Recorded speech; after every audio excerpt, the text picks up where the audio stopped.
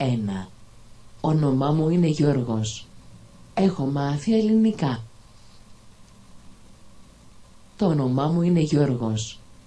Έχω μάθει ελληνικά. 2. Αυτό το βιβλίο είναι το κόκκινο. Έχει διαλόγους στα αγγλικά και ελληνικά. Είναι το αγαπημένο μου ελληνικό βιβλίο. Το βιβλίο αυτό είναι κόκκινο. Έχει διαλόγους στα αγγλικά και ελληνικά. Είναι το αγαπημένο μου ελληνικό βιβλίο. 3. Αυτό το βιβλίο είναι μπλε. Είναι ένα καλό βιβλίο. Αυτό το βιβλίο είναι μπλε. Είναι ένα καλό βιβλίο.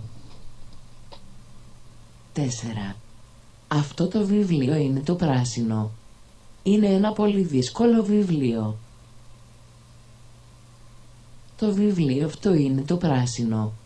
Είναι ένα πολύ δύσκολο βιβλίο. 5. Αυτό το βιβλίο είναι το μπλε και το πορτοκαλί. Είναι ένα καλό βιβλίο.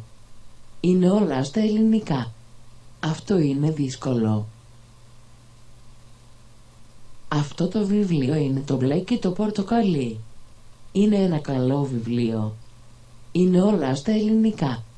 Αυτό είναι δύσκολο. 6. Αυτό το βιβλίο είναι λευκό. Είναι πολύ μεγάλο. Είναι καλό. Το βιβλίο αυτό είναι το λευκό. Είναι πολύ μεγάλο. Είναι καλό. 7.